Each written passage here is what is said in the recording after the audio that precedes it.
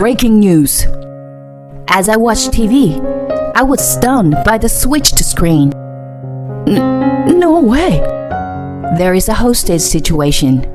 The scene being broadcasted from above was my husband's workplace. I hastily called my husband. Alec, are you okay? Are you safe? Huh? What's going on? I'm at work right now. What? What about the hostage situation? My name is Beth. I work as a research staff at a certain scientific company. It has been 6 months since I got married to Alec. I met Alec at a mixer organized by my boss. Due to my upbringing by education-focused parents since childhood, studying became my everything. As a result, I was completely immersed in research until I graduated from graduate school. Identifying problems, approaching them in various ways, and seeking answers based on records and results were incredibly enjoyable for me. That alone made my day fulfilling. During my 6 years in university, almost every day was spent in that state, which resulted in good grades. However, fashion and romantic affairs were far from my reach. Expand your horizons and delve into things beyond research, my boss Gianna would tell me. And so, she organized the mixer for me. To be honest, I wasn't enthusiastic about it at first. Just because I had a negative experience participating in a student mixer once during my student days. At that time, I was indirectly called a geek or a nerd just because I was a science major. In reality, I didn't know what to talk about, and I lacked any kind of charm compared to other girls. Looking back now, I could have handled the situation better, but I was still hurt by it. So, I wasn't particularly eager to attend the mixer that Gina invited me to. But I didn't have the courage to refuse the invitation from Gianna, whom I admired. She excelled at work and had the trust of her subordinates. Moreover, she had rich experience in relationships and seemed perfect to me, both as a researcher and as a woman. And that's how I ended up participating in the mixer. The men I interacted with at the mixer were individuals from a promising venture company, and Alec was one of them. As I had become a working professional myself, I wasn't silent and didn't refrain from talking like before. After participating in the conversation for a while, Alec approached me personally. At that moment, I braced myself, fearing that I might get hurt again, but it turned out to be needless worry. Alec listened attentively to what I had to say. He praised me for my ability to immerse myself in one thing for a long time, calling it an unremarkable talent. It was the first time someone had said such things to me, and I quickly found myself drawn to Alec. And so, we went on several dates, started dating, and eventually got married. For a while, we enjoyed happy days. But around 6 months into our marriage, Alec's attitude started becoming cold.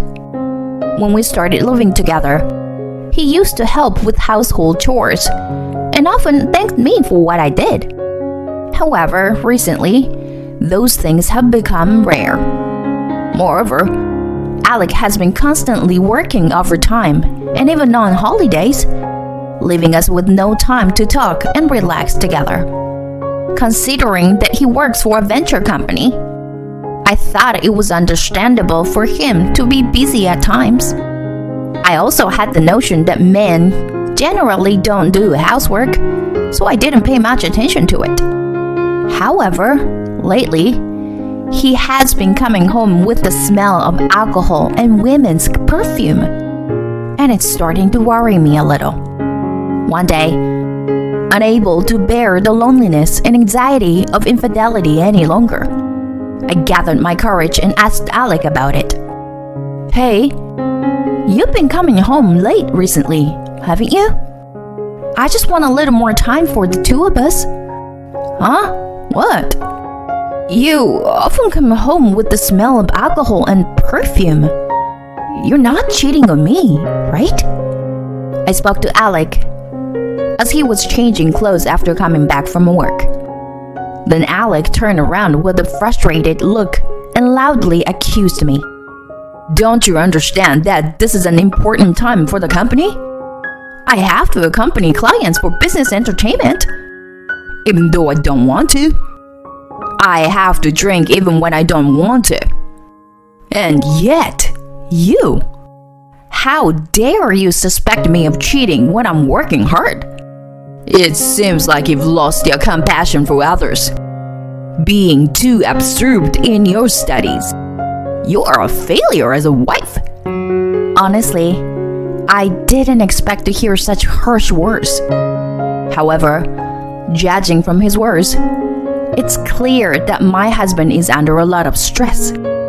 My lack of dating experience must have angered him. I immediately felt remorse and apologized multiple times. But since then, Alec's attitude has become even colder than before. After some time had passed, there was a day when I had the day off from work. Alec had left for work early in the morning. While folding laundry and watching a daytime talk show on TV, an emergency news alert suddenly sounded. I stopped what I was doing and turned to face the TV, wondering what could be happening. But as I looked at the screen, I froze. The news reported that an intruder had entered Alec's company and was holding people hostage. I couldn't believe that such an incident was happening at my husband's workplace. Through the office window, I caught a glimpse of someone who appeared to be hostage taker, shouting something while holding employees captive. Witnessing such a surreal scene, I became worried about Alec's safety. I immediately called Alec's cell phone. The phone rang several times, but he didn't answer.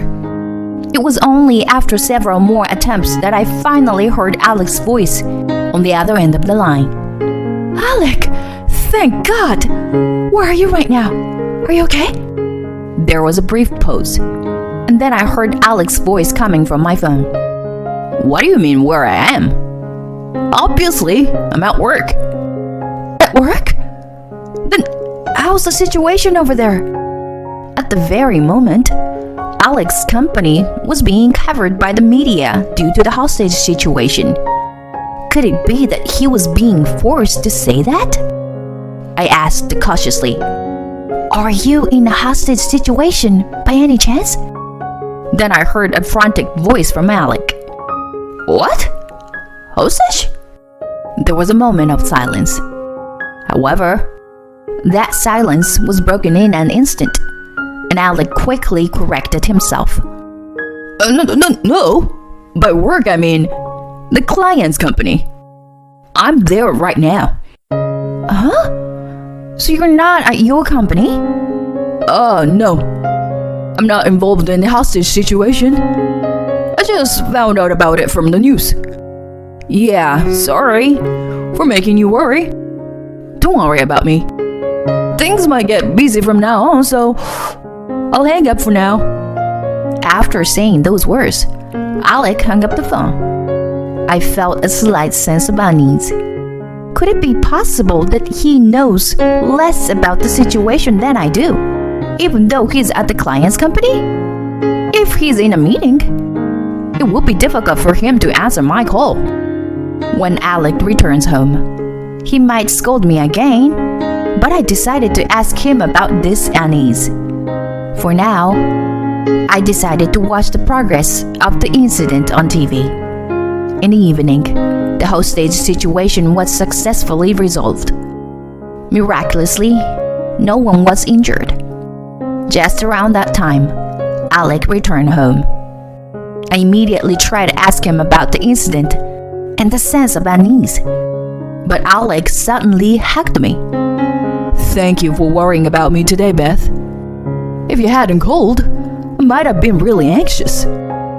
I'm really glad I married you, Beth. Surprised, I looked at him and he continued. And I'm sorry about the other day. It was terrible of me to take it out on you. Alec? I said awful things. But, Beth, you're really important to me. After saying that, he let go and headed to the kitchen, serving the dish I had cooked onto the table. Beth, take it easy today. As a token of my appreciation, I'll handle the chores today. It had been so long since Alec had spoken kindly to me. He had never apologized whether he went to the bar and returned drunk or not.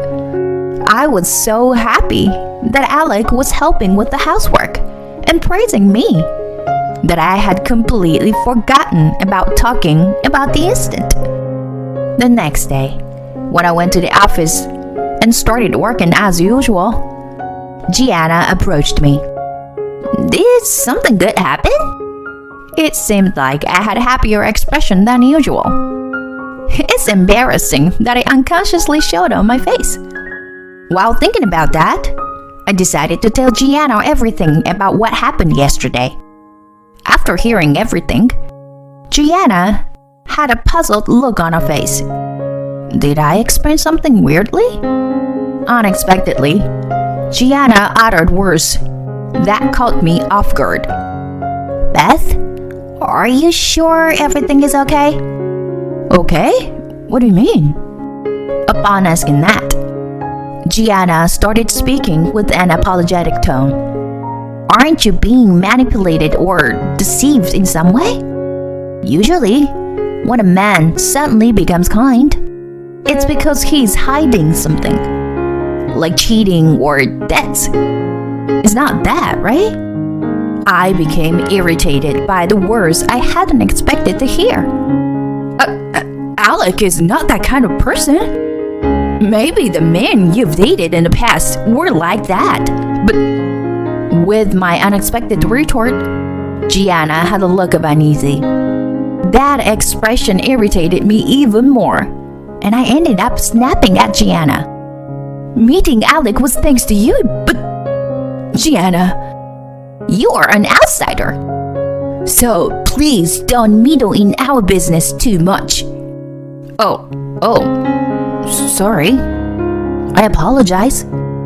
After hearing my words, Gianna had a slightly sad expression and left the scene. Since that day, Gianna frequently took days off from work. Maybe it's because of me, I thought. Several days have passed since that day, and I am aware that I said something excessive. I occasionally see Gianna at the office, and I want to apologize, but I don't know how to approach her, so we can only have professional conversations. While thinking that I needed to do something about this situation, I was called by Gianna, who said she had something to give me.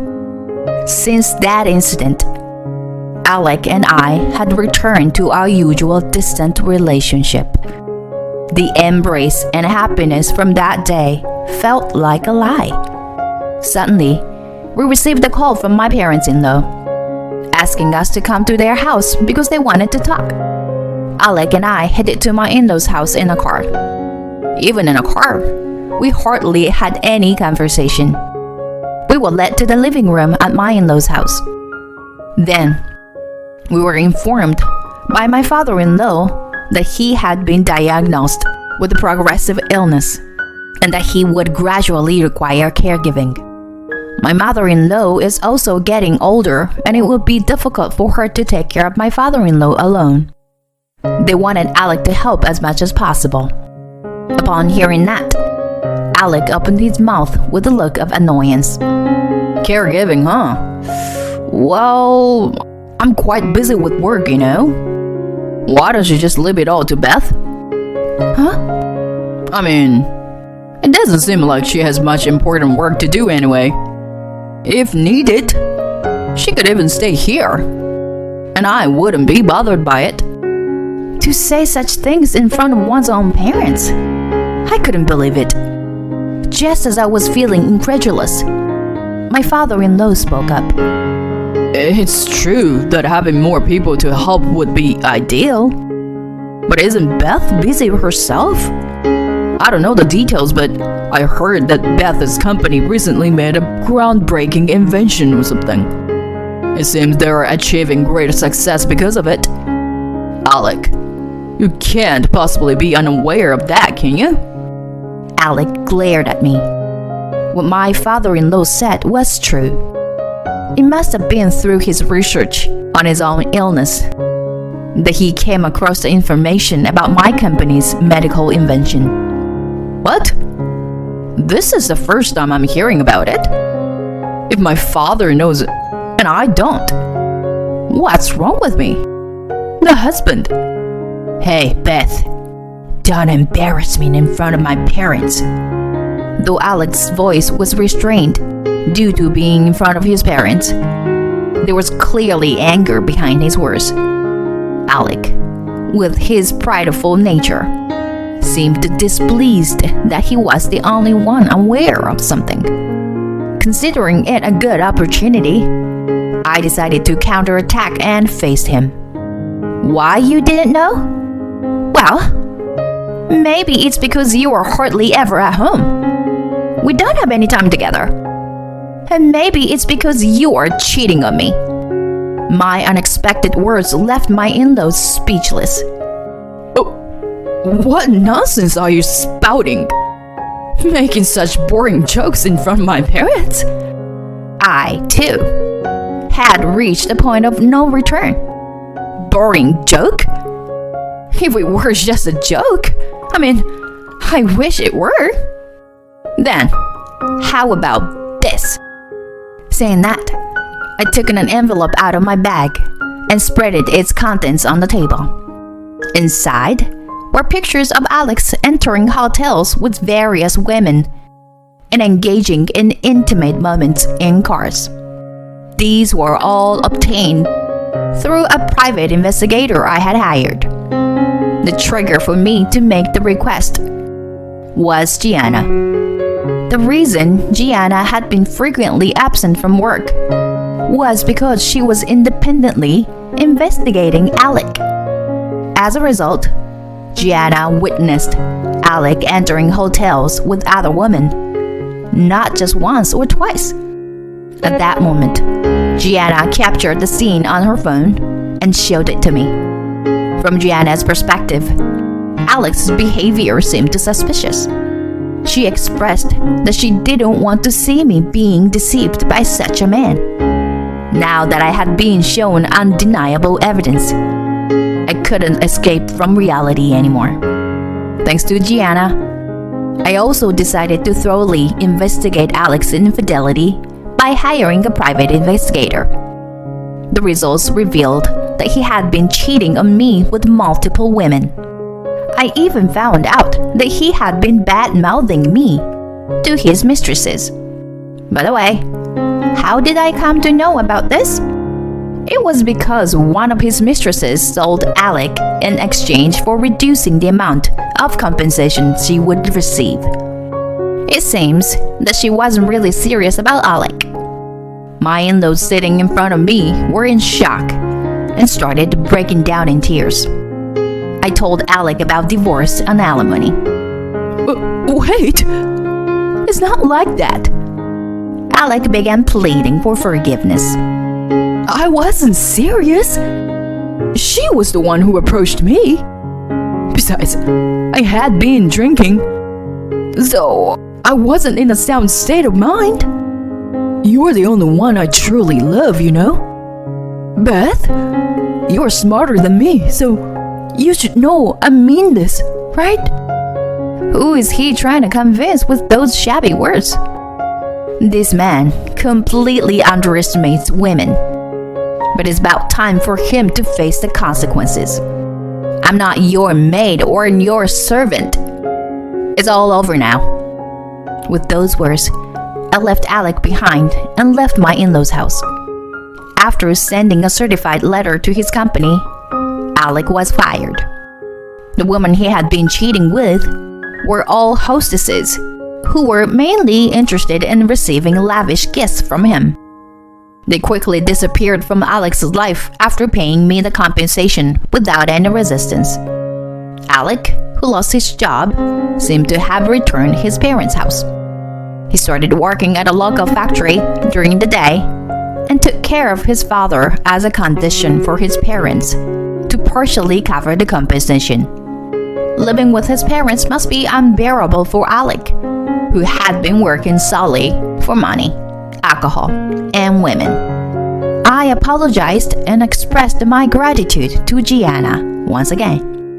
I also took the opportunity to ask her why she had gone to such length for me. And she said, "Whenever I see you, Beth, it reminds me of my past self." Huh?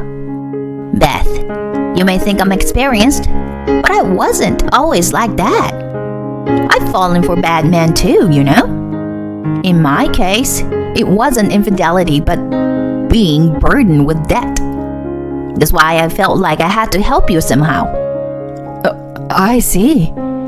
I didn't know that. I'm truly sorry, Gianna. Apologies are unnecessary. It's ultimately just self-satisfaction for both of us. I began to respect Gianna even more for who she was. Since then, I started learning from Gianna about makeup, fashion, and more.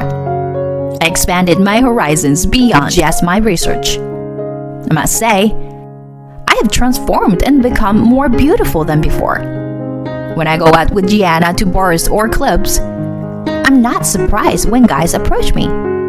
I see this as a great opportunity to develop my ability to judge men. Whether it's research or love, sometimes widening our perspective can lead to unexpected positive outcomes. Perhaps life itself is one grand study. From now on, I will continue my research diligently and stay true to myself.